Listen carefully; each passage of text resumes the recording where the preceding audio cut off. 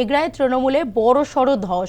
শহর কমিটির গণ ইস্তফায় সংকট, চেয়ারম্যানের গ্রেফতারি এবং তারপরেই এই পদক্ষেপ, এই গণ ইস্তফা বলে জানা যাচ্ছে। ইস্তফা তৃণমূল সভাপতি এবং টাউন সভাপতির। বর্তমান নেতৃত্বের কার্যকলাপে ভাবমূর্তি নষ্ট, অভিযোগ পদত্যাগকারী নেতাদের একাংশের। ঘটনার সূত্রপাত চেয়ারম্যানের গ্রেফতারি। 2-3 মাস ধরে দেখছি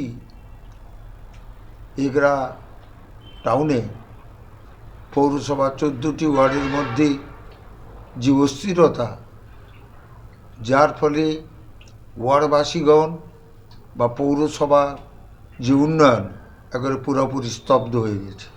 ইতিমধ্যে দেখলাম পৌরসভার সভাপতিকে অ্যারেস্ট করা হয়েছে এবং তাকে থানায় লকআপে রাখা হয়েছে।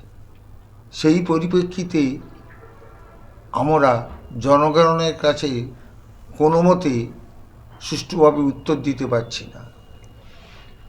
যে রাজনৈতিক ডামাডোল এই পৌরসভায় চলছে, আগামী দিনে এই অস্থিরতাকে নিবারণের জন্য আমরা আজ দল থেকে পদত্যাগ করছি না।